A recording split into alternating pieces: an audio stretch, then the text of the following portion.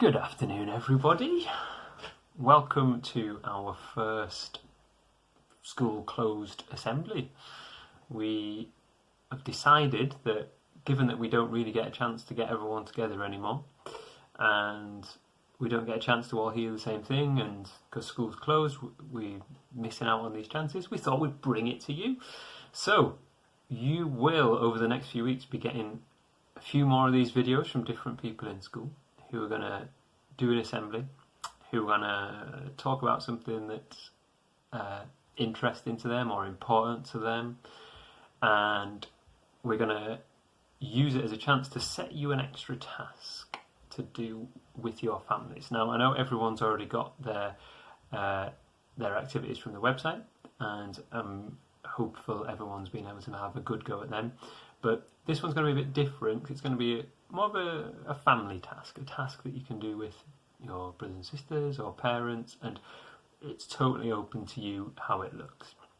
I'll talk a bit more about what that's going to be at the end, but we will hopefully be able to do an assembly next week as well, where we can share some of these with you. So there are email addresses for you to send your work into on the school website, and we'll collate some of the work that we really like and hopefully be able to do a kind of start of the week assembly where we can share what work other people have been getting up to, just as a chance for everyone to keep together. So yeah, no, it's tricky at the minute. We are missing seeing you all in school. We're looking forward to when it's safe to reopen. And in the meanwhile, you'll just have to put up with you seeing me and me still not really seeing you. So hopefully you've all been finding something useful to do with your time, learning new skills like ironing, washing up, hoovering, all good things that you could learn how to do now, and sure your parents be happy to teach you any of those skills. Maybe not if you're in reception, maybe F2s, maybe don't spend too much time ironing, but certainly people in year 5 and 6 could be having a go at the ironing. We are still doing plenty of work from home. We've been still having our meetings over the internet and doing loads of work to make sure that when school comes back it's even better than when it closed. But we have also had a bit more time. We haven't had to commute. We've been able to finish a bit early. We've had our Easter holidays, and we've all been spending time with time doing different things, which I'm sure you've read the letters from your teachers.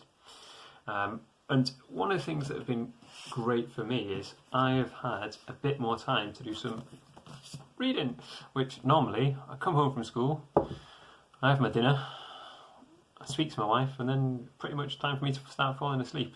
So this book has been on my shelf for ages, and it's great that I can now actually have a go at starting to read it.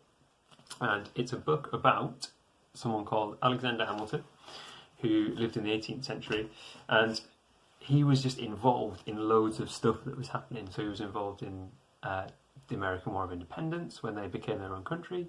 He was involved in the American Civil War, where they ended up getting into a fight between themselves about whether it was okay to own slaves or not. He was involved in setting up banks in America. He was involved in setting up cities. He did loads of things that made America into the great country it was. It's been a little bit ruined in the last few years, but hopefully in the next few years it will start improving again.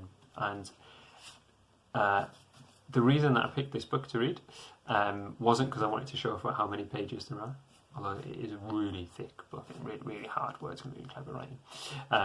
It's because one of the things I really like doing is reading biographies about people who've made a difference to the world, people who've changed the world. Usually I like reading ones that have changed the world for the better, but sometimes it's interesting to see ones who've changed the world for the worse as well. And so some of the books that are on my shelves at home, I've just been to my shelves, got all the books that I read. This one is about a lady who was one of the first people to start saying that women should have the same rights as men. William Shakespeare. I hope we've all heard William Wilberforce. William Shakespeare's coming up, don't worry. William Wilberforce was also someone who was involved with Alexander Hamilton actually in the abolition of slavery. He was from Britain, and he was a member of Parliament, and he organised people in Britain to end slavery. William Pitt the Younger, he was a Prime Minister who made a lot of positive changes for Britain. Barack Obama, very inspirational person, came from really challenging backgrounds and made America a better, more accepting place and tried to get healthcare for everybody.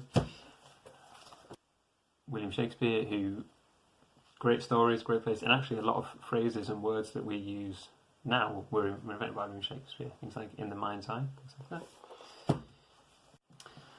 Nelson Mandela, who was really important in helping to stop the discrimination in South Africa, and actually then coming to kind of heal the country afterwards. Abraham Lincoln, another president of America, also involved in abolition of the slave trade.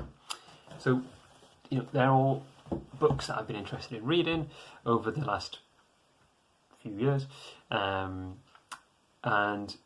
that's what we want you to think about this week. Is we want you to think about somebody who's changed the world.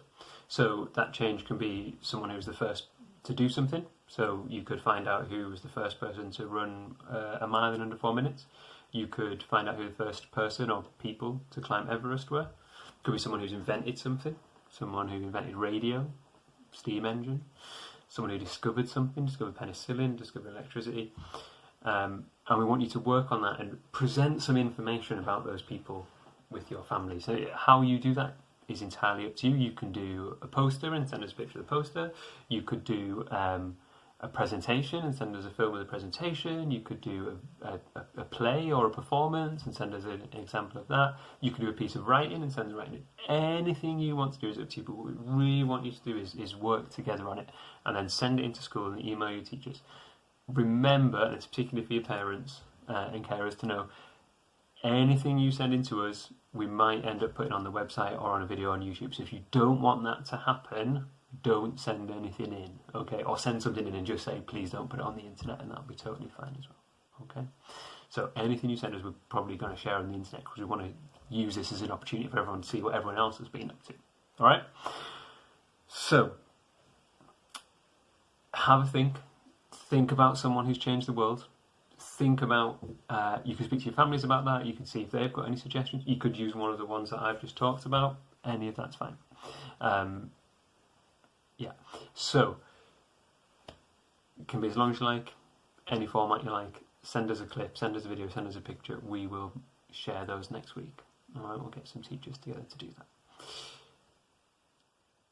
And remember that even at the minute, if it feels like there's not much you can do to change the world, there's always small steps that can be done. A lot of small changes makes just as much change as one big change. So think about the change that you can be in the world. One of my favourite sayings is, be the change that you want to see in the world. So if you want the world to be a kinder place, then be kinder. If you want the world to be a more generous place, be more generous. Right? If you want your house to have less people arguing with their brothers and sisters, don't argue with your brothers and sisters. That is it from me. There will be somebody else next week. Well, I'll probably give you the examples of work, but there'll be someone else who'll set you a task next week. I'll see who that is next week. In the meanwhile, as with all good YouTubers, make sure you subscribe so that you can see the new videos.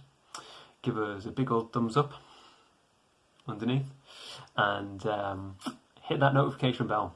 I'll let you know when more videos come up. Alright, we are looking forward to seeing you all so much when you come back to school. We don't know when it's going to be, but when it does, we'll make sure it's a great day. Okay. We will see you soon.